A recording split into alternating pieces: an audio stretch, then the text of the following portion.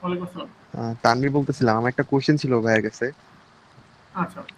আহ, আমি যতটুকু জানি ভাইয়া, কানাডাতে হচ্ছে স্টাডি গ্যাপটা অ্যালাউ করে না। তো সেই ক্ষেত্রে রাদান ভাই একটা কথা বলছিল যে প্যান্ডামিকের কারণে অনেকের 2 বছর বা 3 বছর এরকম গ্যাপ হয়ে গেছে। তো সেই ক্ষেত্রে হচ্ছে যারা আহ, যেমন আমি 20-তে হচ্ছে এইচএসসি দিয়েছি। হ্যাঁ, 20-তে হুম। হচ্ছে আমার অটো বেচ যারা ছিল। তো সেই কারণে কিন্তু 21-এ কিন্তু প্যান্ডামিক ছিল। তো 22-এ কিন্তু আমরা ঠিকই রেগুলার স্টুডেন্ট ছিলাম। সেই ক্ষেত্রে এখন যারা বর্তমানে ফার্স্ট ইয়ার আছে, অনার্স ফার্স্ট ইয়ারে যারা পড়তেছে, তারা কি হচ্ছে এই ক্যানাডার জন্য অ্যাপ্লাই করতে পারবে কিনা? যেমন আমার ডুয়েলিংগো স্কোর হচ্ছে 115, আমার সবগুলোতে 110-এর উপরে আছে, শুধু আমার প্রোডাকশনে হচ্ছে 95 আছে।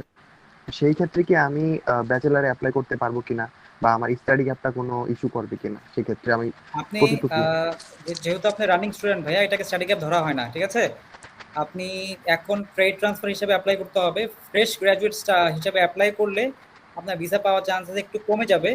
বাট আপনি যতটুকুই করেছেন না কেন, আপনার ইমিগ্রেশনকে বোঝাতে হবে যে আপনি আপনার এন্ড থেকে ক্রেডিট ট্রান্সফার করার চেষ্টা করেছেন, ঠিক আছে? এরপরে আচ্ছা ইউনিভার্সিটি অ্যাকসেপ্ট করলো নাকি না করলো সেটা ইউনিভার্সিটির ব্যাপার। বাট আমাদের ইমিগ্রেশনকে দেখাতে হবে যে আপনি রানিং স্টুডেন্ট অ্যান্ড আপনি ক্রেডিট ট্রান্সফার করার চেষ্টা করতেছেন।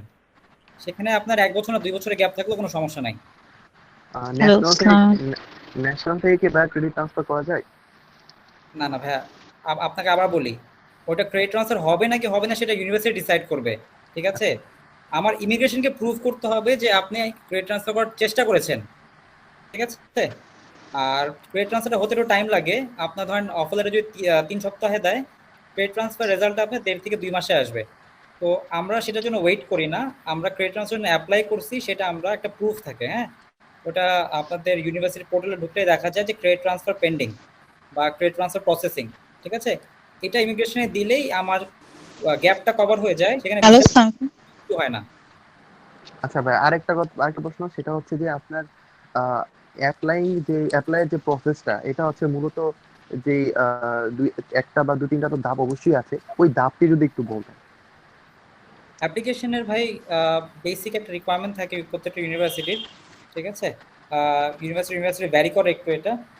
তো আপনাদের যদি মনে করেন যে আপনার ধরেন আইএলটিএস দিতে ৩ মাস সময় লাগবে, বাট আপনার ৩ মাসের মধ্যে আপনার অ্যাপ্লিকেশনের টাইম শেষ হয়ে যাবে, ঠিক আছে? তখন আমরা যেটা করে থাকি, আমরা যেন আমাদের সেশনটা মিস না হয়, সেজন্য আমরা ইএসএল কোর্স দিয়ে ডিরেক্ট অ্যাপ্লিকেশন করে দেই, ঠিক আছে? পরে যখন আপনার আইএলটিএস বা ডুওলিঙ্গো যে স্কোরটাই আসবে সেটা দেওয়ার পরে ইএসএল এর কোর্সটা ওয়েভ হয়ে যায়, তখন আপনাকে নতুন আরেকটা অফার লেটার দিবে, ঠিক আছে? ইএসএল ছাড়া এটা দিয়ে আমরা ভিসা অ্যাপ্লাই করতে পারবো। আচ্ছা ঠিক আছে ভাই, ধন্যবাদ। ওকে। আসসালামু আলাইকুম ভাই। হ্যাঁ, আমি আসসালামু একটু আলাইকুম। কথা বলতে চাচ্ছিলাম। হ্যালো আসসালামু আলাইকুম ভাইয়া, জি, আমার কিছু কয়ের ছিল। জি, জি আপু বলেন। হ্যালো। জি, জি জি, জি, আপনি আমি কথা বলেন। হচ্ছে ভাইয়া এই হ্যাঁ হ্যাঁ, আমি হচ্ছে 2020 সালে আমার মাস্টার্স হয়। আমার হচ্ছে ডুয়েলিঙ্গো দেওয়া আছে 125, আমার ডুয়েলিঙ্গো প্রোডাকশনে 95 আছে, কিন্তু আমার এই 2 বছরের কোনো ওয়ার্ক এক্সপিরিয়েন্স নাই। সেক্ষেত্রে আমি কি আসলে কানাডাতে অ্যাপ্লাই করতে পারবো কিনা, এবং কি ধরনের প্রসিডিউর অ্যাকচুয়ালি আমাকে ফলো করতে হবে, যদি আহ, কাইন্ডলি বলতেন। জি, জি আপু, এটা হচ্ছে আপনার ওয়ার্ক এক্সপিরিয়েন্সটা দেখানো যায়, ঠিক আছে? আমাদের দেখা যায় যে জি জি। ইভেন স্কোয়ারের মতো কোম্পানিতেও আপনাদের ক্যাশে টাকা মানে ক্যাশে স্যালারি দিচ্ছে, হ্যাঁ? সো আমাদের জি। যে কোনো একটা আপনাদের পরিচিত বা যে কোনো একটা কোম্পানিতে আপনার একটা ট্যাক্স মানে আপনাদের একটা জব সার্টিফিকেট নিয়ে আসতে পারলেই হয়, ঠিক আছে? সো আপনি আপনাকে এই মুহূর্তে কানাডার যে প্রেশার, ওরা এখন ব্যাংকও চেক করতেছে না ঠিক মতো, হ্যাঁ? ধরেন আমাদের তো প্রত্যেকটা ব্যাংকের সাথে কানেকশন আছে। সো রিসেন্টলি লাস্ট ৩-৪ মাসে কোনো ব্যাংকের কাছে কোনো ইমেল আসে নাই ভেরিফিকেশনের জন্য, ঠিক আছে? ওরা প্রোফাইল বেসিস দেখে দেখে ভিসা দিচ্ছে। আপনি যে ব্যাংকটা ভেরিফাই করবে আপনার ব্যাংকটা জেনুইন নাকি ফেক, এটাও এখন ওরা ভেরিফাই করার টাইম পাচ্ছে না, বিকজ অলরেডি ওদের প্রচুর মানে ব্যাকলগ হয়ে আছে, ওগুলো ক্লিয়ার করার চেষ্টা করতেছে। তো যাদের জি, তাহলে প্রোফাইলে কি আমি কি ভাইয়া, যদি এখন আমি অ্যাপ্লাই করি, তাহলে কি নেক্সট সেশন ধরা সম্ভব? আপনি যদি কানাডা হিসাব করি তাহলে আপনি মে সেশন পাবেন।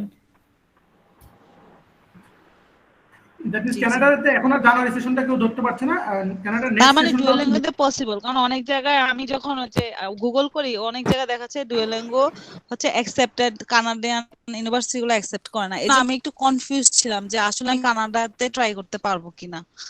জি জি আপু, কানাডার ম্যাক্সিমাম ইউনিভার্সিটি এখনো ডুওলিঙ্গো অ্যাকসেপ্ট করতেছে। আর যতদিন এই রিকোয়ারমেন্ট ইউনিভার্সিটি না উঠাবে ততদিন এটা চলবে, ঠিক আছে? তো আমরা এক্সপেক্ট করতে পারি 2023 সাল পুরোটাই ডুওলিঙ্গো দিয়ে আমরা কাজ করতে পারবো, এটাতে কোনো প্রবলেম হবে না। থ্যাংক আসসালামু ইউ আলাইকুম ভাই, ভাইয়া। আমার অ্যাকচুয়ালি অনেক ভাইয়া, আমি একটা কনফিউজ কথা বলতে চাচ্ছি। ভাইয়া টিউশন ফিসটা কি আগে দিয়ে যেতে হবে বাংলাদেশ থেকে? টিউশন ফিসটা এটাও ডিপেন্ড করে আসলে। টিউশন ফি এটা কানাডার যে সিস্টেম ওরা যেটা বলে থাকে এটাকে বলে টিউশন ফি ডিপোজিট, ঠিক আছে?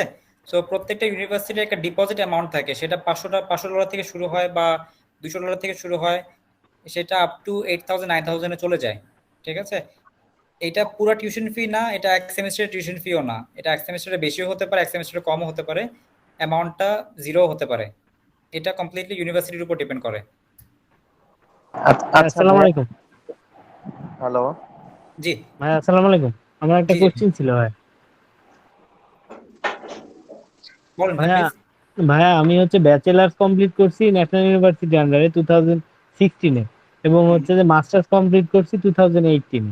হ্যাঁ, আমার 4 বছরের ওয়ার্ক এক্সপিরিয়েন্স আছে, এবং হচ্ছে আমার আইটি পাসে 4.8। তো সেক্ষেত্রে আমি কি অ্যাপ্লাই করতে পারবো কিনা কানাডাতে কোনো? কানাডাতে ভাইয়া ফার্স্ট থিং যেটা আমি বললাম যে আইটেপ, কোনো ইস্যু নাই। আপনি আইটেপের স্কোরটা দিয়ে ইউনিভার্সিটি, যে কোনো ইউনিভার্সিটি যেটা আপনার চয়েসে আছে, ইউনিভার্সিটিকে একটা ইমেল করবেন যে আপনার আইটেপ স্কোর আছে, এটা দিয়ে ওরা আপনাকে অফার লেটার দিবে নাকি, ঠিক আছে? যদি ইউনিভার্সিটি এটার অ্যাপ্রুভাল দেয় আপনাকে, ভিসার দায়িত্ব আমাদের, ঠিক আছে? আচ্ছা আচ্ছা ভাই, ধন্যবাদ। আরেকটা আচ্ছা বিষয় ভাই, ভাই, আমার একটা কোশ্চেন যে ছিল। অ্যাপ্লাই করতে কি, ভার্সিটিতে অ্যাপ্লাই করতে কি কোনো চার্জ আছে? হ্যাঁ হ্যাঁ ভাইয়া, আপনাদের ক্যানাডিয়ান ইউনিভার্সিটির একদম মিনিমাম অ্যাপ্লিকেশন ফি হচ্ছে $60, এটার নিচে কোনো অ্যাপ্লিকেশন ফি নাই কানাডাতে। আর ম্যাক্সিমাম হচ্ছে আপনার আপ টু $250, ঠিক আছে? সালাম আলাইকুম ভাই। আচ্ছা ভাই, আমার ঠিক একটা আছে ভাই, কোশ্চেন ধন্যবাদ। ছিল যে একজন একজন করে ফান্ডটাকে অ্যাপ্লিকেন্টের অ্যাকাউন্টে দেখাতে হয় নাকি স্পন্সরের অ্যাকাউন্ট থেকে শো করতে হয় ফান্ড? এখন অ্যাপ্লিকেন্টের অ্যাকাউন্টে যদি ভাই 40 লাখ টাকা, ধরেন আপনি অ্যাপ্লিকেন্ট, আপনি কাজ করছেন 2 থেকে 3 বছর, আপনার অ্যাকাউন্টে যদি 40 লাখ টাকা দেখান, সেটা আসলে গ্রহণযোগ্য না। এটা হচ্ছে কিছু টাকা দেখাইতে পারেন, 5 লাখ 6 লাখ 10 লাখ দেখাইতে পারেন, বাট আপনার অ্যাকাউন্টে 40-50 লাখ টাকা দেওয়া মানে হচ্ছে যে এই টাকা তো কোনো সোর্স নাই, আপনার কাজও করেন না, কিছু করেন নাই, আর আপনার বাবা আপনাকে দিয়ে দিছে। এটা একটু মানে একটু আনরিয়েলিস্টিক, বুঝছেন? জিনিসটা হচ্ছে কি, ভিসা অফিসারও তো মানুষ, জি। ওরা নর্মালি চিন্তা করে, ঠিক আছে, কোন জিনিসগুলা লজিক্যাল, কোন জিনিসগুলো ইললজিক্যাল। সো আমরা এমন কিছু করব না বা এমন কিছু দিব না যেটাতে আমাদের উপর কোয়েশ্চেন চলে আসে। সো 40 লাখ 50 লাখ টাকা আপনার বাবার অ্যাকাউন্টে থাকলেই বেটার বা আপনার মার অ্যাকাউন্টে থাকলেই বেটার, ঠিক আছে? সেমিস্টার ফিটা কি ভাইয়া দিয়ে যেতে হবে বাংলাদেশ থেকে? রেদওয়ান ভাই, আমার একটা টাকা প্রশ্ন কিন্তু দিতে ছিল। হয় না ভাই, টাকা দিয়ে দেখাতে হয়। একটা মিনিট আচ্ছা হ্যালো ভাই, ভাই। একটা প্রসেস মনে হয়, আমার মনে হয় সবার এটা জানা দরকার। বেসিক্যালি একদম যদি একটা স্টুডেন্ট একদম ভেরি বিগিনিং থেকে যদি স্টার্ট করতে চায়, তাহলে তার প্রসেসটা কিভাবে, লাইক সে কিভাবে অ্যাপ্লিকেশন করবে, একটা যদি আমাদের একটা ইনিশিয়াল একটা কস্টের কথা বলতেন, বা একটা প্রসেসের মধ্যে যে কোন প্রসেস থেকে একদম লাস্ট পর্যন্ত আমরা যদি আপনি ধাপগুলো বলতেন। জি ভাই, এটা সেটা ঠিক বলতে আছে। রেদওয়ান ভাই, এটা আমার কথা ছিল। রেদওয়ান ভাই, একটা হচ্ছে প্রশ্ন ভাই, আছে। আমাদের যে জিনিসগুলো লাগে সেটা হচ্ছে এই সেশনের আমার- ডেডলাইন শেষ হবে কবে? মানে এই সেশনের যে অ্যাপ্লাই ডেডলাইন, এটা শেষ হবে কত তারিখে? কানাডার ম্যাক্সিমাম ইউনিভার্সিটির ডেডলাইন আপনার শেষ হয়ে যাবে ফেব্রুয়ারির 28 তারিখে, মার্চের 1 তারিখ, আর এপ্রিলের 1 তারিখ, ঠিক আছে? এই টাইমটার মধ্যে আপনার সেপ্টেম্বর সেশন পর্যন্ত ক্লোজ হয়ে যাবে, ডিসেম্বর জানুয়ারির মধ্যে আপনার মে সেশন ক্লোজ হয়ে যাবে। ভাইয়া আমি একটা মেরিন টিকের জন্য টাইম আছে কতদিন ভাইয়া আসলে কানাডার? হিসাব পাওয়ার আমার কিছু কোশ্চেন ছিল। Hotel management. আচ্ছা একটা মিনিট, উনি আগে এই পার্টটা শেষ করুক, আপনারা একজন একজন করে। হ্যাঁ, আগে আমি যে পার্টটা বলেছি এটা শেষ করুক, এরপর আমরা আবার নিব। আপনারা এখন থেকে কমেন্টস বক্সে আপনারা লিখতে পারেন। হ্যাঁ, এখানে আপনারা লিখেন, আমি এখান থেকে দরকার যে এরপর একটা একটা করে ভ্যাপ পড়ে। এভাবে আপনারা সবাই বলতে গেলে আসলে কেউ ঠিকমতো শুনতে পারবেন না। হ্যাঁ ভাই, একটু প্রথম প্রসেসগুলো একটু বলেন। আচ্ছা রেদন ভাই, আমাকে 1 মিনিট সময় দেন একটু ভাই, ঠিক আছে?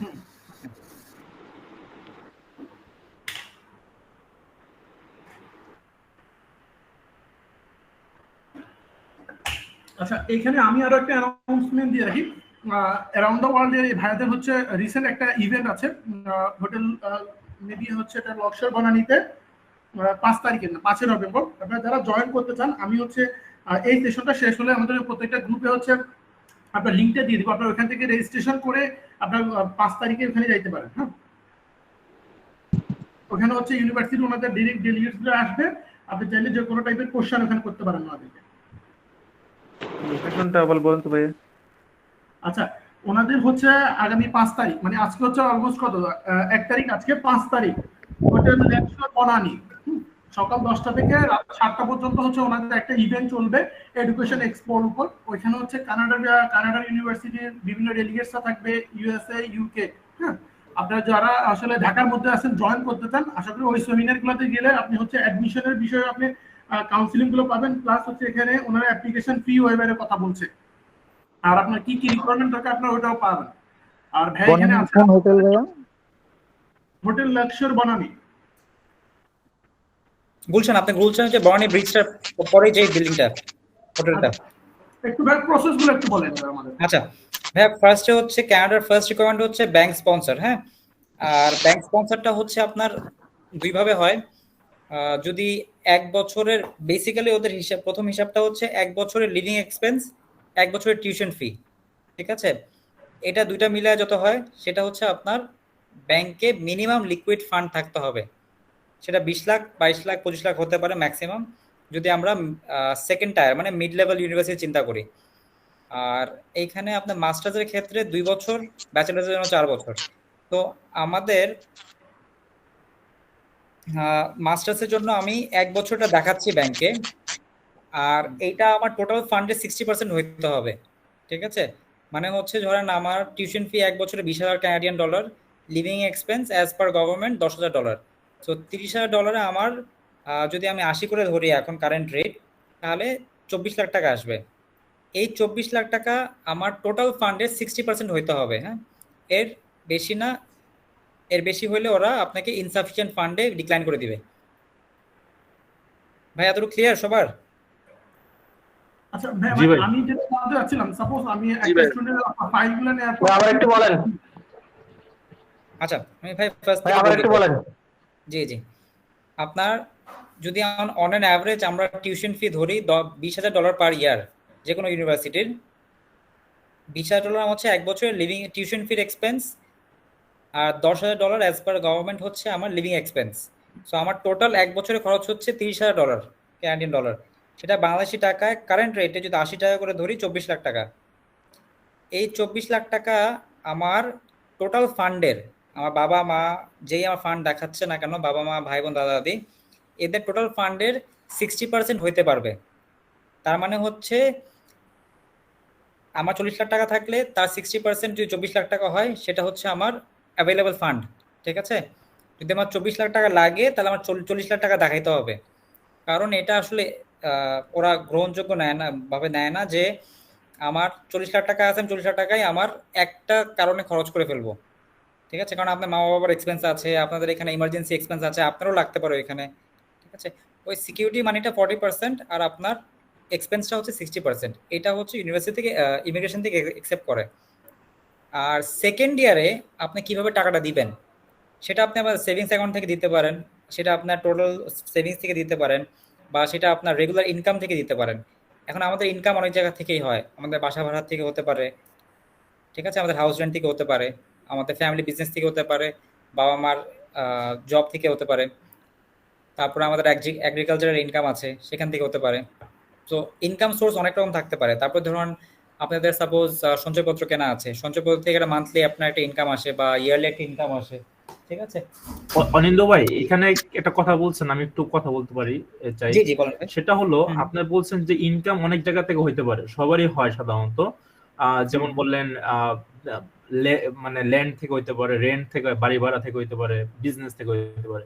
এখন এইগুলা বিভিন্ন জায়গা থেকে যে মানুষ মানে এই যে টাকাগুলা পায়, এগুলা কি আমার বাবার স্পন্সরে দেখাবো নাকি প্রত্যেকটার জন্য আলাদা আলাদা একটা স্টেটমেন্ট দেখাতে হবে? এটা কি কোনো, এখন এই টাকাগুলো যদি আপনি ক্যাশ নিয়ে থাকেন, যদি ব্যাংকে এটার কোনো ট্রেস না থাকে, তখন আপনার এটা ট্যাক্সেশনে আসতে হবে। হ্যাঁ, সো আপনার ট্যাক্স পেপার রেডি করে আপনার দেখাতে হবে যে এই প্রত্যেকটা অ্যামাউন্ট ট্যাক্সেবল। হ্যাঁ, ট্যাক্স দিয়েছেন, এই ইনকামের এগেনস্ট ট্যাক্স দিয়েছেন। এখন ভাই যেটা ফ্র্যাঙ্ক কথা সেটা হচ্ছে যে এই কাজগুলো করা যায়। হ্যাঁ, আপনার জেনুইন ট্যাক্স দিতে হবে এরকম কিছু না, বাট এই আপনার দেখাতে হবে যে ট্যাক্স দেওয়া হয়েছে এই প্রত্যেকটা জিনিসের এগেনস্টে, সেটা করা যায়, ঠিক আছে?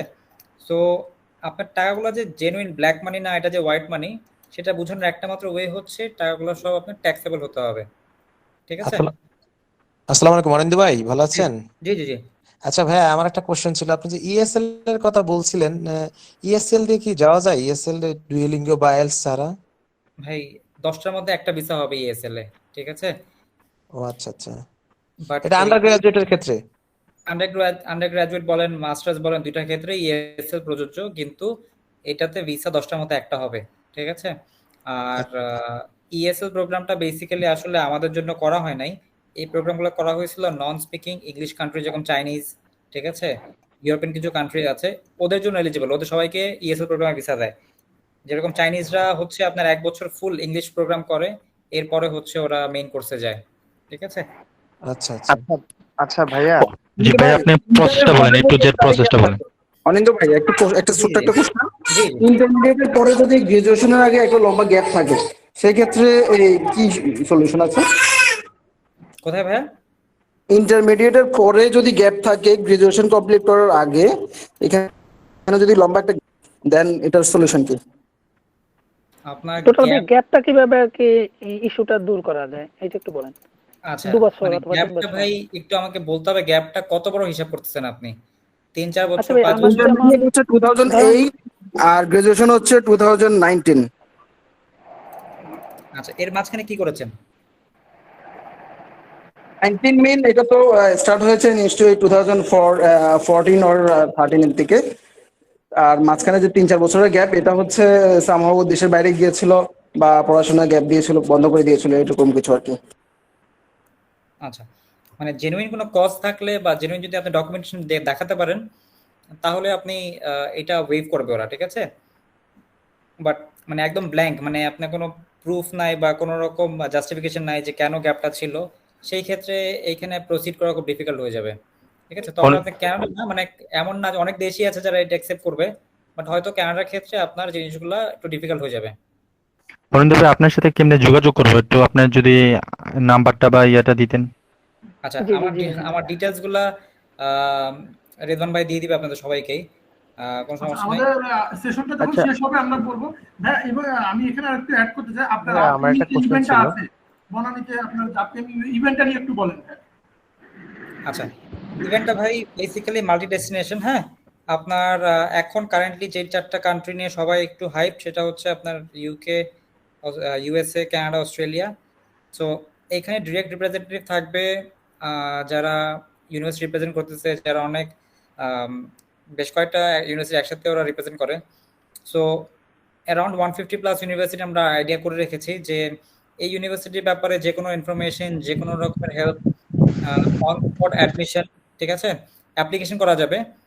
আর প্রোফাইল বেসিস যারা ধরেন যাদেরটা মোটামুটি আমরা একটা আইডিয়া পাই বা রিপ্রেজেন্টেটিভ যারা আছে তারা একটা আইডিয়া দিয়ে দেয় যেগুলো এগুলো অফার লেটার দিবে, ঠিক আছে, সেগুলো আমরা অ্যাপ্লিকেশন ফি ওয়েভার করে দিচ্ছি। প্লাস আপনার অরিন্দু ভাই, একটা প্রশ্ন ভাইয়া। তারা হচ্ছে ভাইয়া, আইটেম অ্যাকসেপ্ট করে এমন কোন ইউনিভার্সিটি আপনার জানা আছে কানাডাতে ভাইয়া? আইটেপ কোন কোন ইউনিভার্সিটি অ্যাকসেপ্ট করতেছে এইটার লিস্টটা আসলে রেদন ভাইয়ের কাছে আছে, আমার থেকে বেটার রেদন ভাই জানে এটার ব্যাপারে, উনি বলতে পারবে। আর আমার একটা question ছিল জাস্টিফিকেশনটা মূলত। ভাই এটা ইউনিভার্সিটি দিতে Hello? পারবে। হ্যাঁ, ইউনিভার্সিটি থেকে এটা ক্লারিফিকেশন নিতে হবে আগে, ঠিক আছে? কারণ Hello, হচ্ছে hello? যেহেতু এখনো ওয়েবসাইটে পাবলিশ না এটা ওদের, ঠিক আছে, সেই ক্ষেত্রে ইউনিভার্সিটি থেকে আগে আপনার অ্যাকসেপ্টেন্স নিয়ে আসতে হবে ইমেল করে যে হ্যাঁ ঠিক আছে ওরা আইটেপ নিবে, ঠিক আছে? এর আগে অ্যাপ্লিকেশন করাটা একটু রিস্কি হয়ে যাবে। আচ্ছা অনিন্দু ভাই, আমার একটা কোশ্চেন ছিল। হ্যালো। জি জি ভাইয়া বলেন। জি, আমার কোশ্চেনটা হচ্ছে গিয়ে, আমি যদি কানাডাতে মাস্টার্স করতে ঢুকি, আমি সেখান থেকে কি ইউএসএ তে ঢুকতে পারবো নাকি? কিভাবে ঢুকতে যাচ্ছেন আপনি? মানে মাস্টার্স কমপ্লিট করে অথবা মাস্টার্স মানে চলমান অবস্থায়। আচ্ছা, সিস্টেমটা হচ্ছে যে যেহেতু ওদের ওপেন বর্ডার সিস্টেম, হ্যাঁ, আপনার মিনিমাম কানাডা 6 মাস থাকার পরে আপনার ইউএসএ যেতে কোনো রকম ভিসা লাগবে না, কোনো রকমের মানে ধরেন প্লেনে যদি না যান আপনি বাই কার আপনি গাড়িতে যেতে পারবেন। ওখানে অনেকভাবে যাওয়ার ওয়ে আছে, ওইভাবে যেতে পারবেন। হ্যাঁ, ক্রস বর্ডার যেটা আমরা, হ্যাঁ, ফ্লাইটে যেতে হলে আপনার টিকিট নিতে হবে, টিকিট কিনতে হবে। আর হচ্ছে আপনার ওই ইমিগ্রেশনের জন্য ভিসাও লাগবে, ঠিক আছে? বাট আচ্ছা আপনার আচ্ছা যেহেতু কানাডা ভিসা আছে 6 মাস পরে, মিনিমাম 6 মাস থাকার পরে আপনি যে ক্রস বর্ডার যেটা আছে কানাডার ইউএস এর ওখানে যেতে পারবেন।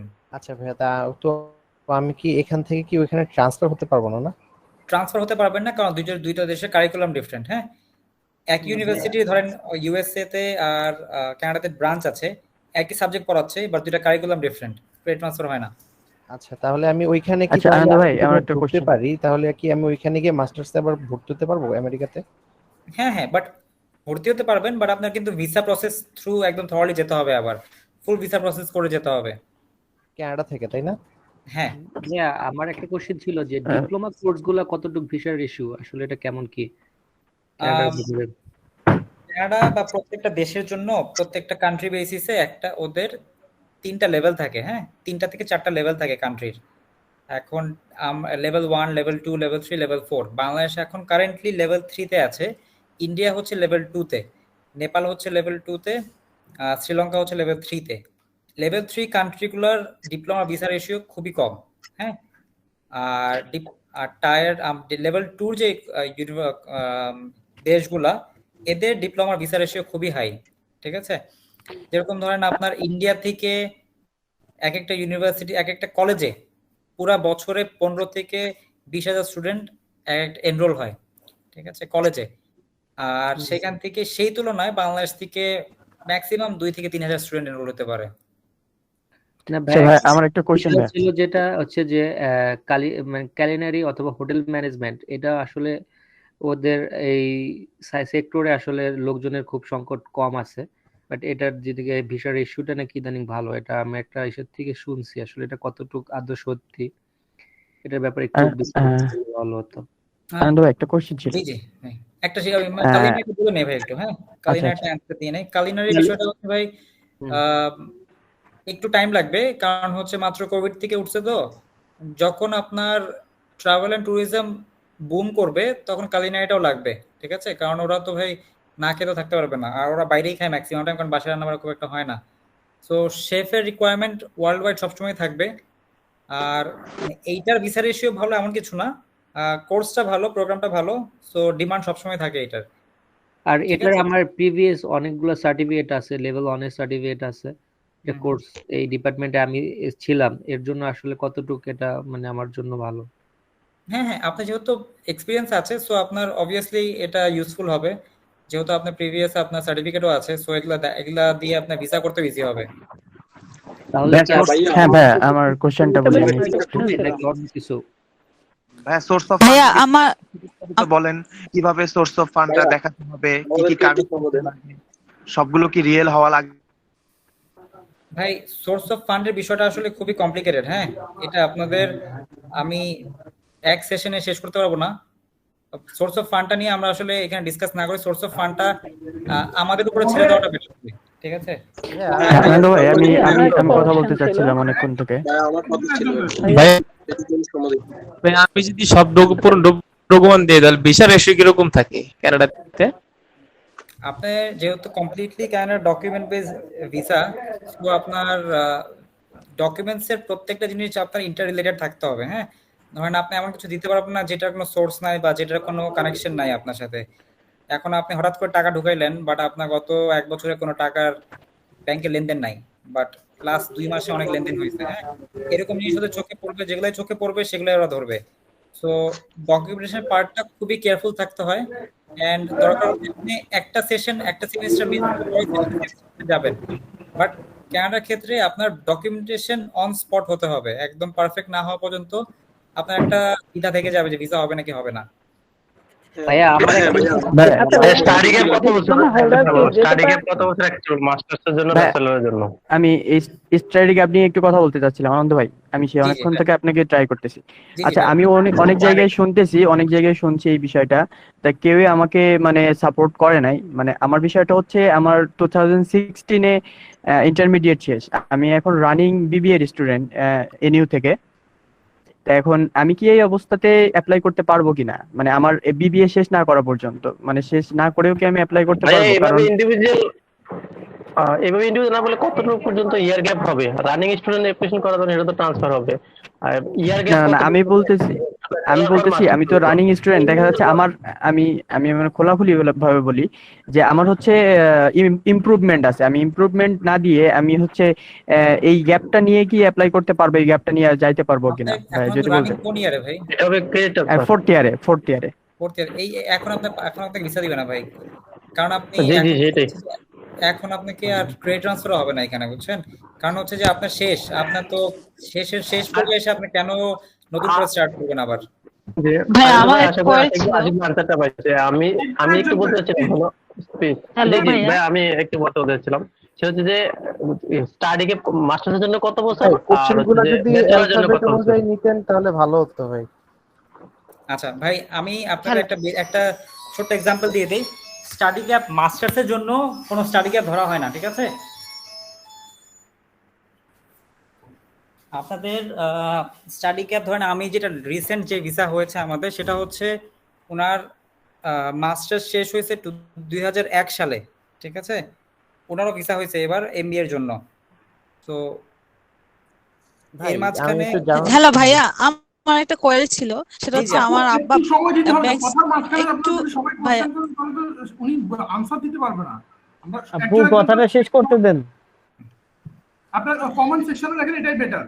এভাবে একজনের জন্য শেষ করা যাচ্ছে না, একটু উনি শেষ করতে দেন। অ্যালফাবেট অনুযায়ী যদি কোশ্চেনগুলো নিতেন তাহলে ভালো হতো সবার। জি, একজন করে। জি, আর ভাই যেটা বলতেছিলেন। আচ্ছা ভাই, আমি যে বলতেছিলাম আমি একটু বলবো।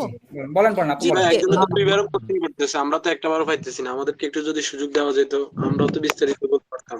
আচ্ছা ভাই, আমি একটু বলি, সবাই একটু থামেন। আপনারা সবাই যে যে কোশ্চেন আছে আপনারা হ্যান্ড রাইজ করেন, ঠিক আছে? আমরা তারপরে আপনাদের এখান থেকে ডেকে নিব। হ্যাঁ, একজন কোশ্চেন করবেন, আমরা ডেকে বলবো, শেষে কোশ্চেন করবেন। ভাই হ্যান্ড রেজ করে আসছে অনেকক্ষণ ধরে, কিন্তু অ্যাকচুয়ালি কোনো পাচ্ছি না। আমি একজন করে নাম ধরে ডাকবো, আপনি একটু ডাকবেন। ওকে আচ্ছা ওকে ভাই। আমি দেখতেছি কে করতেছে। হ্যাঁ, আচ্ছা আমি দেখতেছি এখন রাকিব ভাই আছে। রাকিব ভাই কোশ্চেন করেন। জি ভাইয়া, আসসালামু আলাইকুম। ওই ভাইয়া ধন্যবাদ আর কি। হ্যাঁ ভাইয়া, আমার ওই ওভারঅল প্রোফাইলটা নিয়ে আমি কথা বলতেছি। হ্যাঁ, আমার হচ্ছে হ্যাঁ 2090 তে হচ্ছে আমার ইন্টারমিডিয়েট আর কি। হ্যাঁ, আমার দুইটাতে 70% রেজাল্ট আছে। এখন হচ্ছে আমি ঢাকা ইউনিভার্সিটির আন্ডারে 7 কলেজ থেকে বিবিএ করতেছি অ্যাকাউন্টিং। হ্যাঁ, আমার 2 ইয়ার্স কমপ্লিট আর কি। আর হচ্ছে আমার ডুয়েলিঙ্গো হচ্ছে 115, ওভারঅল 115। হ্যাঁ, প্রোডাকশন হচ্ছে 75। এখন হচ্ছে আমার হচ্ছে এফডিআর করা আছে আমার আম্মার নামে 40 লক্ষ টাকা। আর হচ্ছে আমার ফাইন্যান্সিয়াল দিক থেকে হচ্ছে আমার আব্বুতে দুবাইতে বিজনেস করে, এবং কি ভাইয়া হচ্ছে ইউএসএ শপে জব করে আর কি। এখন কানাডার ক্ষেত্রে আমার কিভাবে কি করা লাগবে আর কি, ওইগুলো আর কি, ওইটা ওভারঅল জানার দরকার ছিল আর কি। আর আমার হচ্ছে যে আমার 4 ইয়ার্স এর গ্যাপের 2 ইয়ার্স এর আমার হচ্ছে জবের রিকমেন্ডেশন আছে, মানে জব করছি ওইটার একটা রিকমেন্ডেশন আছে একটা ভালো একটা কোম্পানিতে। আর হচ্ছে আমার ভার্সিটি থেকেও আমি একটা রিকমেন্ডেশন নিছি আর কি। এখন ওভারঅল হচ্ছে আমি যদি মেয়ের সেশনটা ধরি, আমার কি কি কাজ করা লাগবে আর কি, আর আমার হচ্ছে ফাইন্যান্সিয়াল স্টেটমেন্টটা কিভাবে তৈরি করা লাগবে। আচ্ছা ভাই, আপনারটা তো হচ্ছে ফুল ভিসা প্রসেস। হ্যাঁ, আপনি কষ্ট করে একটু অফিসে আসেন। আমার হচ্ছে ওভারঅল সবকিছু মোটামুটি তৈরি করা আছে ইউএস এর জন্য। হ্যাঁ, এখন আমি যদি কানাডাতে মুভ করি, আমার হচ্ছে ভাইয়ার কি আমার বড় ভাইয়ের ফাইন্যান্সিয়াল স্টেটমেন্ট কি আমার কাজে দিবে, বা আমার আপডেটটা কিভাবে করতে হবে আর কি, ওইটা ওভারঅল ওইটা কি করতে হবে। আমি তো আমার জানা মতে হচ্ছে কানাডাতে ভিসা নির্ভর করে হচ্ছে ডকুমেন্টস নির্ভর আর কি। জি জি জি, হ্যাঁ জি। এখন কষ্ট করে একটু একদিন আমাদের ইভেন্টটাতে আসেন, 5 তারিখে ইভেন্টটাতে আসেন। অথবা ভাই আমার কি প্রোফাইলে হ্যাঁ ভাই অনিন্দ ভাই, আমার হচ্ছে এই প্রোফাইলে কি পসিবল কিনা, ওটা হচ্ছে আমার হচ্ছে বড় আর কি। অনেকে বলে পসিবল না ভাই। জি, সম্ভব, সমস্যা নেই। হ্যাঁ বুঝছি, আমারও ওভারঅল আর কি তৈরি করা আছে। এখন ভাই আমার যে এফডিআরটা আছে না, রাকিব ভাই আপনি তাহলে হ্যান্ড রাইজটা অফ করে দেন, আমরা নেক্সট কোশ্চেনে যাই। অনেকে আছে ভাই, প্রায় 60-70 জন আছে। এটা তো পুরো প্রোফাইল। জি জি হ্যাঁ, এবং এই যে মিজান সাহেব আছে, নেম কি মিজান। রাকিব ভাই হ্যান্ড রাইজটা অফ করে দেন। আসসালামু আলাইকুম। জি আসসালামু আলাইকুম। ভাই কোশ্চেনে চলে আসেন ভাই, সালাম সবাই দিচ্ছি। যে ভাই কোশ্চেনটা হচ্ছে আমার হচ্ছে স্টাডি গ্যাপ কত বছর, এভাবে প্রোফাইল না শেয়ার করে বলছে স্টাডি গ্যাপ ব্যাচেলর জন্য কত বছর অ্যাকসেপ্টেবল আর মাস্টার্সের জন্য কত, সেটা আর কি। হ্যাঁ, ব্যাচেলরের জন্য স্টাডি কাপটা খুবই কম, 3 বছর পর্যন্ত ম্যাক্সিমাম, একদম 3 বছর পর্যন্ত একদম ম্যাক্সিমাম আপনার একসেপ্ট করবে, ঠিক আছে। আর যদি রানিং স্টুডেন্ট হয় তাহলে আপনার 4 বছর পর্যন্ত নিবে। আর 2 বছর রানিং সেকেন্ড ইয়ার পর্যন্ত রানিং স্টুডেন্ট যারা আছে তাদের ক্রেডিট ট্রান্সফার হবে, ঠিক আছে। মানে 60 ক্রেডিট, যারা 60 ক্রেডিট 70 ক্রেডিট যারা করেছে তাদের ক্রেডিট ট্রান্সফার হবে। তো হিসাব করলে আপনার 4-5 বছর ইজিলি কভার হয়ে যায় এখানে। আর মাস্টার্সের জন্য ভাই কোনো স্টাডি লিমিট নাই। মাস্টার্সের জন্য আপনার at till the age of 45 আপনি অ্যাপ্লিকেশন করতে পারবেন। আরেকটা কোশ্চেন, ছোট কোশ্চেন, সেটা হচ্ছে অনেকে বলে যে ডিউ লিমিট ভিসা হবে না, যদি এটা হিডেন ইয়া নাকি কি বলে রেস্ট্রিকশন নাকি, যে ডিউ লিমিটে করা যাবে অ্যাপ্লিকেশন বাট ভিসা পাওয়া যাবে না, সেটা কতটুকু যুক্তিসঙ্গত সেটা জানার জন্য। এরকম কিছু না ভাই, আবারও সেম জিনিস ভাই, আপনার প্রোফাইল, ওভারঅল প্রোফাইল, হ্যাঁ আপনার লাস্ট জব কোথায় করেছেন, জবের পজিশন কি, ঠিক আছে, এই সবকিছু মিলিয়ে যদি আপনার প্রোফাইল ওভারঅল ঠিকঠাক থাকে আপনার ডুওলিঙ্গো লাগবে না, আপনার এমওআই দিয়ে ভিসা হবে। ও ঠিক আছে, থ্যাংক ইউ ভাইয়া, আমার এতটুকু জানা ছিল, থ্যাংক ইউ সবাই। ভাই আমি ডাকবো ভাই, আমি ডাকবো সবাইকে ডাকবো এখন। আসেন যে আসাদ ভাই আছে, আসাদ ভাই বলেন সংক্ষেপে শেষ করুন ভাই। ভাই আমার মূলত মানে মেইন কনফিউশন যেটা কানাডার ব্যাপারে আর কি, কানাডার ব্যাপারে সবাই বলে যে সোর্স অফ ফান্ডটাই সবচেয়ে বড় বিষয় আর কি, তারা টাকাটা কিভাবে আসছে, কোথা থেকে আসছে এটাই নাকি দেখে সবচেয়ে বেশি, এটা হলেই নাকি হয়ে যায়। তো এই জন্য আমি আর কি অনেকটা কানাডা থেকে পিছিয়েও যাই, যে আসলে তো আমি এত সোর্স অফ ফান্ড দেখাতে পারবো না, বা এগুলার যে ট্যাক্স পে করে বা ট্রেড লাইসেন্স তারপর হাবিজাবি এগুলো যে লাগে, এগুলোর জন্য আসলে কানাডা করি না। তো এখন অনিন্দ ভাইয়ের কথা শুনে মনে হচ্ছে যে যে এখানে আগানো যায়। তো আমি একটু জানতে চাচ্ছিলাম যে সোর্স অফ ফান্ডের বিষয়টা ভাইয়া কিভাবে হ্যান্ডেল করব, বা কিভাবে কি একটু যদি বিস্তারিত বলতেন, কারণ কানাডার বিষয় এটি সবচেয়ে বেশি গুরুত্বপূর্ণ। আচ্ছা, সোর্স অফ ফান্ডের ব্যাপারটা শুধু আপনাকে না সবাইকে বলি, সোর্স অফ ফান্ডের ব্যাপারটা ভাইয়া আপনাদের হয়তো কাউকে বুঝাতে পারবো না, এটা আমরাও বিগত 10 বছর ধরে কাজ করে করে বুঝতেছি একটু একটু করে, ঠিক আছে। সো কিভাবে করলে ভালো হবে, কিভাবে দেখালে ইমিগ্রেশন অ্যাকসেপ্ট করবে। সো এই সোর্স অফ ফান্ডটা যখন যার প্রোফাইল নিয়ে কাজ করি তখন তারটা ক্লিয়ার করে বোঝানো পসিবল, ঠিক আছে। সো স্পেসিফিক্যালি কোনো ওয়ে নাই যে আপনার সোর্স অফ ফান্ড এইভাবে অ্যাকসেপ্টেড বা এটা করলে অ্যাকসেপ্ট হবে। আমাদের 1 মাসের এফডিআর অ্যাকসেপ্ট হয়, আবার 1 বছর এফডিআর ডিক্লাইন হয়ে যায়, ঠিক আছে। সো বেস্ট হয় যে ফুল প্রোফাইল দেখলে আমরা একটা আইডিয়া দিতে পারি যে ভাই আমরা কাজটা এইভাবে করবো, বা আপনার সোর্স অফ ফান্ডটা এখান থেকে দেখাবো, আপনার ট্যাক্সটা এতটুকু দেখালে বা এতটুকু করলে আপনার ভিসাটা হওয়ার চান্সেস হাই, ঠিক আছে। তো এটা ভাই প্রোফাইল টু প্রোফাইল ভ্যারি করবে, বাট এতটুকু আমি বলতে পারবো যে আপনাদের যাদেরই কোয়ারি আছে আপনাদের সোর্স অফ ফান্ডে টেনশন করতে হবে না, সোর্স অফ ফান্ডের কাজটা আমাদের, মানে ডকুমেন্টেশন পার্টটা আমাদের, ঠিক আছে। আপনাদের পার্টটা হচ্ছে ভাই শুধু ডকুমেন্টস প্রোভাইড করা, হ্যাঁ আমাদের সাপোর্টটা করা, বাকি বাকি যা যা লাগে ভাই ওটা আমরা করে দিব। ভাইয়া লাস্ট কোশ্চেন আমার, যে আমি আমার ওয়াইফকে অ্যাপ্লিকেন্ট হিসেবে করে আমি কি একসাথে স্পাউস সহ যেতে পারবে কিনা? জি জি জি ভাই অবশ্যই। আচ্ছা, থ্যাংক ইউ। জি ভাইয়া আমি একটা কোশ্চেন করতে চাচ্ছিলাম। জি আসসালামু আলাইকুম। ভাই আপনাকে তো ভাই ডাকলাম না ভাই, এই যে প্যাচ লাগাই দিলে সবাই পরে বকাবকি শুরু করবে। মনে কিছু নিয়েন না আব্দুল্লাহ ভাই। একজন একজন করে আসেন। আচ্ছা, আমি যে এখন যে নাদিয়া করিম আপু, ইনি অনেকক্ষণ ধরে কথা বলতে চাচ্ছিল, আপনি বলেন।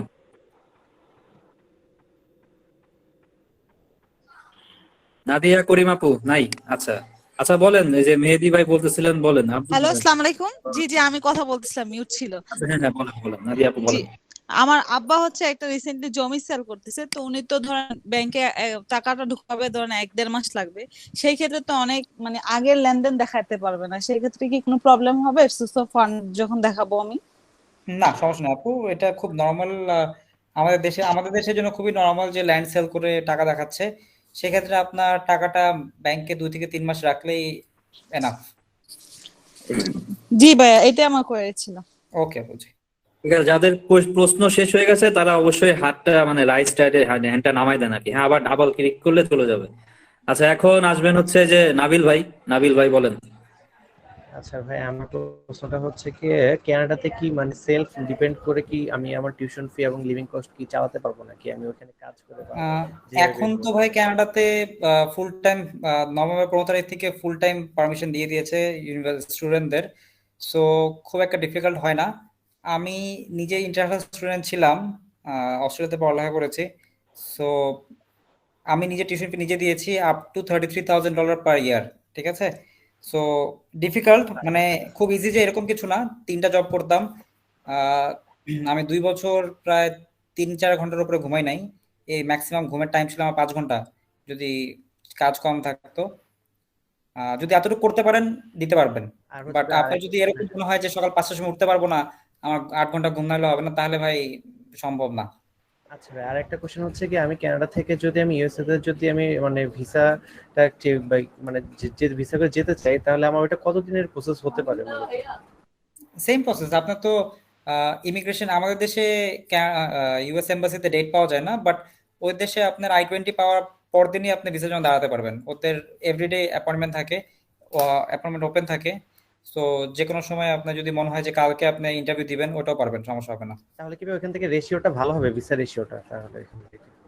যেহেতু আপনি অ্যাজ আ সাকসেসফুল স্টুডেন্ট কানাডাতে গিয়েছেন, নর্থ আমেরিকান কান্ট্রি এটা, সো আপনার মোটামুটি বলতে পারেন গ্যারান্টিড ভিসা এগুলা। আচ্ছা, ওকে। এই জয় মজুমদার ভাই আসেন, জয় মজুমদার ভাই।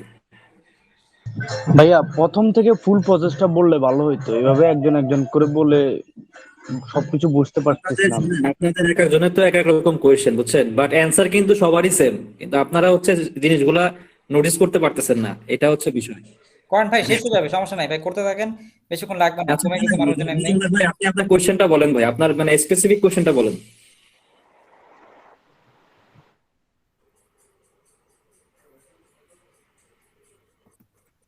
আচ্ছা ভাই তো হারাই গেছে মনে হয়। মেহেদী হাসান ভাই আসেন, মেহেদী হাসান ভাই, হাবিব, মেহেদী হাসান হাসিব, আচ্ছা মেহেদী হাসান হাসিব।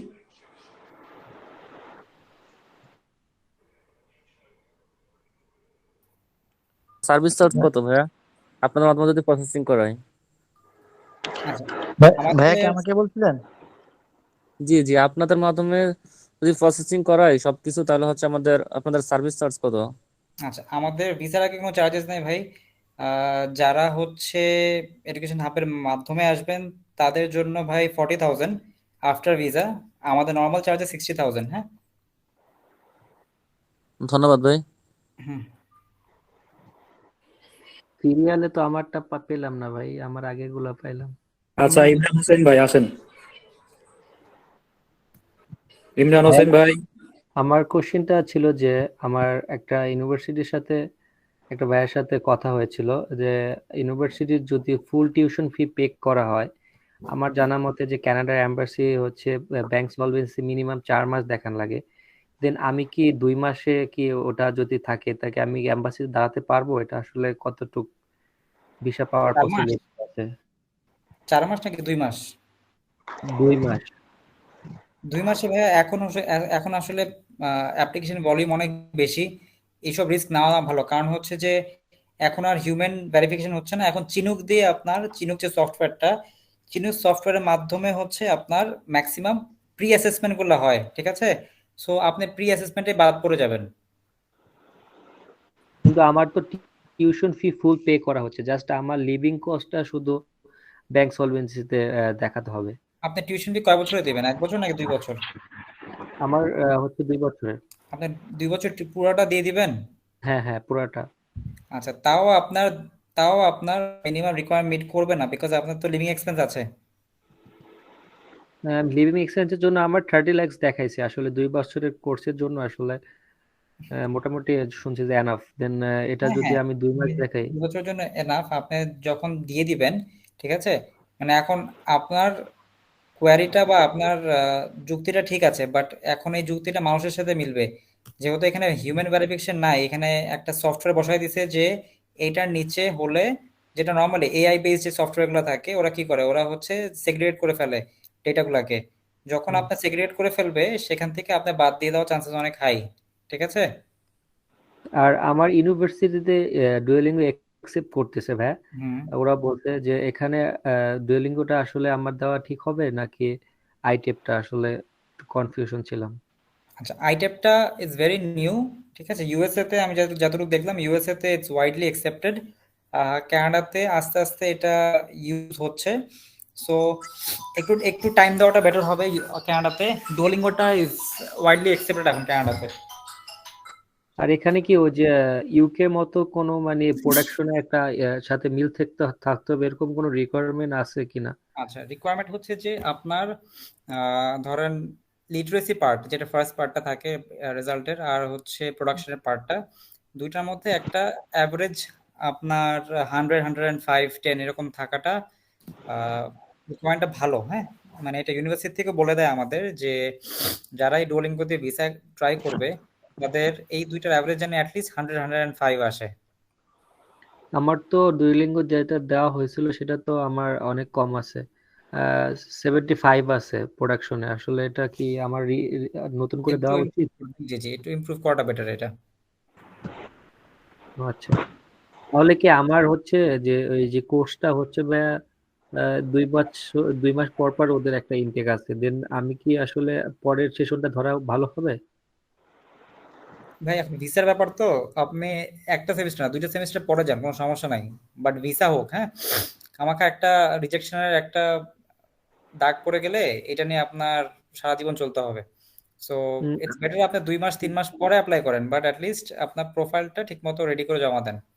আর একটা কোশ্চেন ছিল যে ভাইয়া, যে অনেক সময় আইএলটিএস এর স্কোর যদি একটু কম থাকে দেন নাকি ইএসএল প্রোগ্রামটা অটোমেটিক এম্বাসি থেকে দিয়ে দেয়, এটা কি নিজের থেকে চুজ করতে হয় না অটোমেটিকটা দেয়? না, আসলে এটা আমার এমবাসি দিবে না, ইউনিভার্সিটি এসএল প্রোগ্রাম দেয়। এমবাসির সাথে আইএলস বা কোনো রকমের ইএলপি, ইংলিশ ল্যাঙ্গুয়েজ রিকোয়ারমেন্টের কোনো রকম কানেকশন নাই, লিঙ্ক নাই।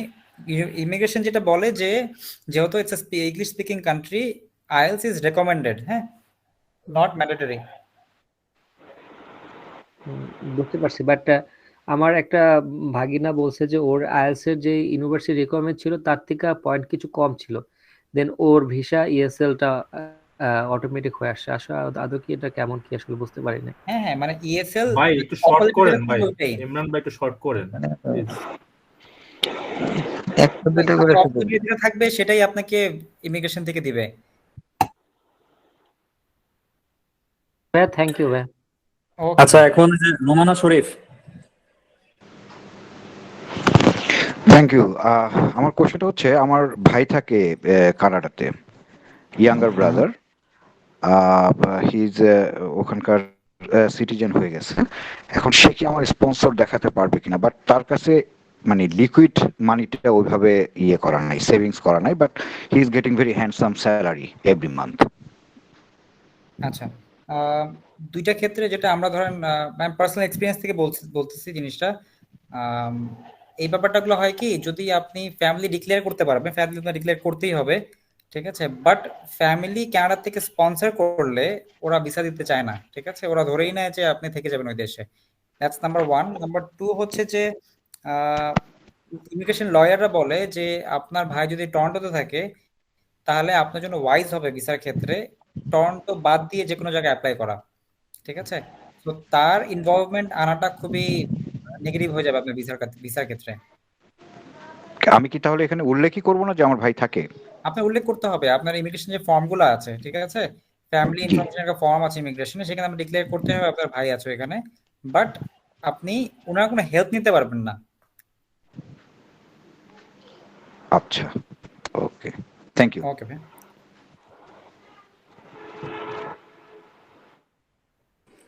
এই জুবাইর আল মাহমুদ ভাই। ভাই আমার একটা প্রশ্ন ছিল যে আমি আমার বিষয়টা জানতে চাচ্ছি যে আমার এসএসসি কমপ্লিট করেছি হচ্ছে 2021-এ আর এসএসসি 2018-তে, মানে এসএসসি আর এইচএসসি এর মাঝখানে একটা গ্যাপ আছে 1 বছরের। আর আমার ডুওলিঙ্গোর স্কোর হচ্ছে ওভারঅল 125, প্রোডাকশনে আছে হচ্ছে 105। এক্ষেত্রে আমি কি অ্যাপ্লাই করতে পারবো কিনা? ইউকে না না, ইউএস, সরি, কানাডাতে। কানাডাতে হ্যাঁ হ্যাঁ পারবেন ভাই, অবশ্যই পারবেন। ওকে, থ্যাংক ইউ। জি, জাহিরুল ইসলাম।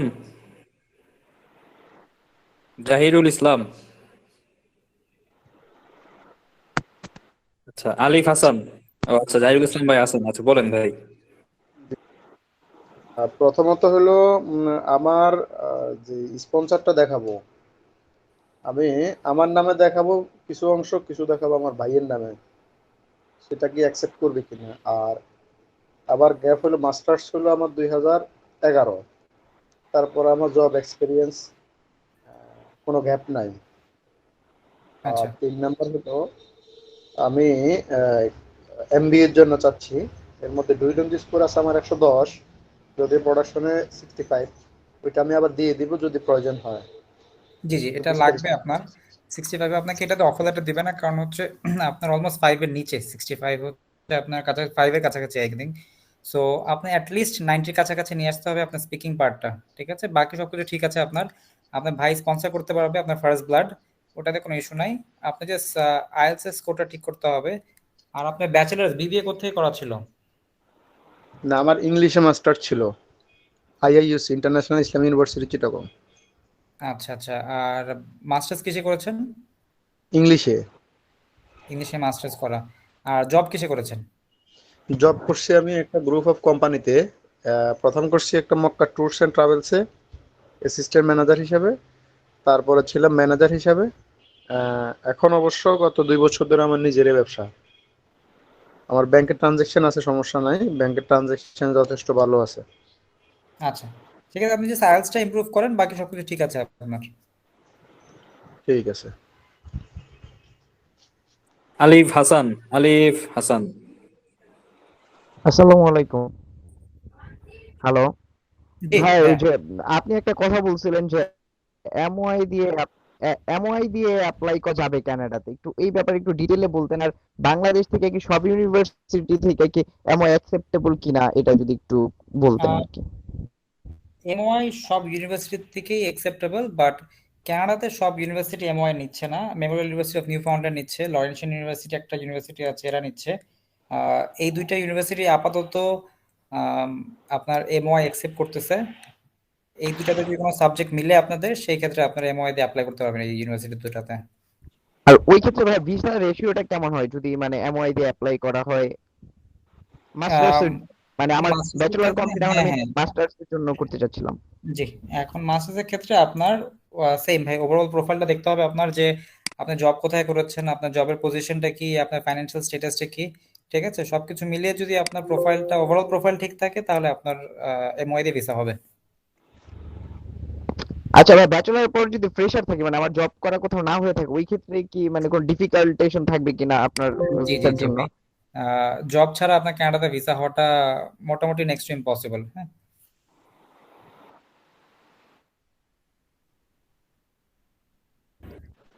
ঠিক আছে ভাই, আলিফ হাসান ভাই শেষ। আচ্ছা, ইশতিয়াক হোসেন। জি ভাইয়া, আমার হচ্ছে জানার ছিল আমার বোনের জামাই কি আমার স্পন্সর হইতে পারবে যদি আমি মানে অ্যাপ্লাই করি মাস্টার্সের জন্য আর কি। না ভাই, আপনার বোনের জামাই পারবে না ডিরেক্টলি, আপনার বোন পারবে, ঠিক আছে? আচ্ছা, বোনের ক্ষেত্রে বোনের যদি কোনো মানে আহ সম্পদ সেল করে দেন ওইটা দিয়ে কি আমি দেখাইতে পারবো সোর্স অফ ফান্ড? সোর্সটা নিয়ে বদার্ড হয় না, সোর্সের কাজটা আমরা করে দিব যদি আমাদের থেকে কাজ করেন। সোর্সটা আসলে যে কোনো কনসালটেন্সি আপনাকে এটা অ্যারেঞ্জ করে দিবে, ঠিক করে দিবে, ঠিক আছে, যেটাতে ভিসা হবে। বাট ফান্ড যারা দেখাতে পারবে তারা হচ্ছে ফার্স্ট ব্লাড, বাবা মা ভাই বোন দাদা দাদি। আচ্ছা আচ্ছা, ঠিক আছে। ওকে ভাই। এবি রিফাত। জি, আসসালামু আলাইকুম ভাই। জি ভাই। জি ভাই, আমার কোশ্চেন ছিল হচ্ছে গিয়ে আমি যদি কানাডাতে অ্যাপ্লাই করি সেক্ষেত্রে মানে আমার টিউশন ফি বা কস্ট কিরকম পড়বে। আরেকটা হচ্ছে গিয়ে আমি ওই দেশে মানে যাওয়ার পরে মানে পাশাপাশি জব করে আমি কি আমার সেই এক্সপেন্সটা কি আমি কি মানে কভারেজ করতে পারবো কিনা। জি, এক হচ্ছে যে ভাই, জব আসলে জব করে আসলে পেমেন্টটা করা যায় ভাই, বাট একটু ডিফিকাল্ট হয়ে যায়। একটা সেকেন্ড ভাই দাঁড়ান।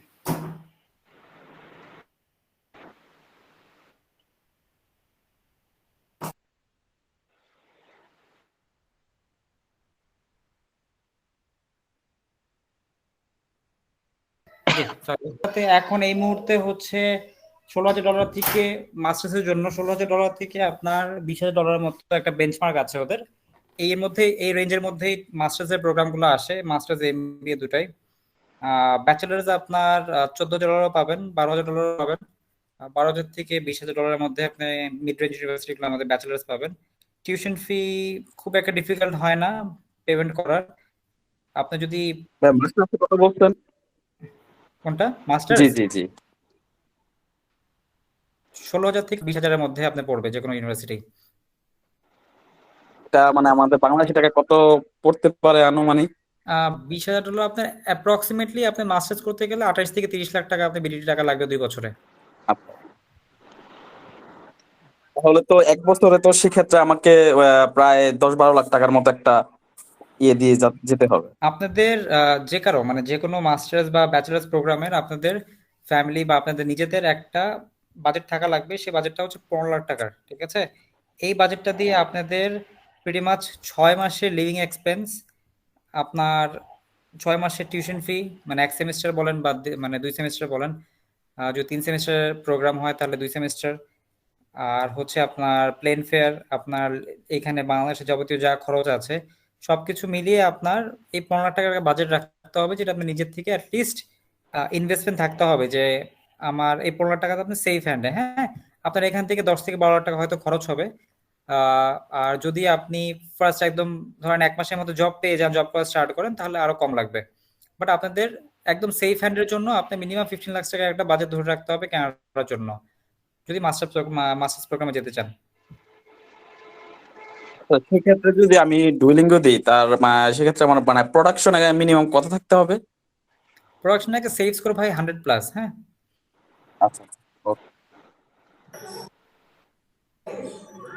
এখন আসবেন হচ্ছে এই যে শোভান মিয়া, এমডি শোভান মিয়া। হ্যালো ভাই। আচ্ছা, এখন হলো আমার কথা হলো ভাই ব্যাংক স্পন্সর নিয়ে। সেটা হলো অনিন্দ ভাই বলছিলেন যে ল্যান্ড সেলের কথা। এখন আমি যদি টাকাটা